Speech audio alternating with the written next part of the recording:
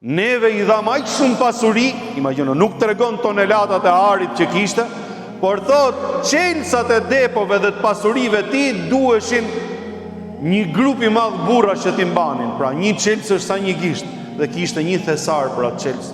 Thuhet duheshin 40 mushka që të ngarkoheshin vetëm qelësat, jo pasuria, qelësat e pasurive. Gjithë kjo pasuri e madhe, gjithë kjo mirësi e madhe që I fali Allahu xhaleshanuhu. E ne si besimtar e dim se pasuria që falë Zoti xhaleshanuhu është vetëm një mirësi. Nëse e përdor për mirë, ke gradë të mëdha tek Allahu xhaleshanuhu. E nëse e përdor për keq, ajo të bëhet sprovë dhe ajo të bëhet pra zullum dhe të bëhet ngarkesë në ditën e gjykimit dhe të zhytet edhe më shumë para Allahu xhaleshanuhu.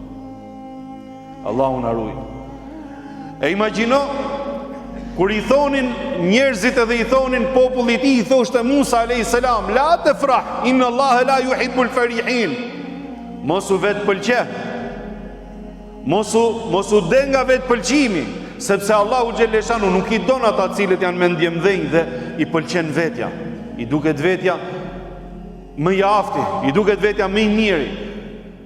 E Allahu xhaleshanu na tregon neve se ky njeri pra ishte aq I dishëm, siç thuhet në disa tefsire të Kuranit, sa që kishte edhe dijen me I kthy objektet e tjera me I kthy në flori, atë që diskutohet sot.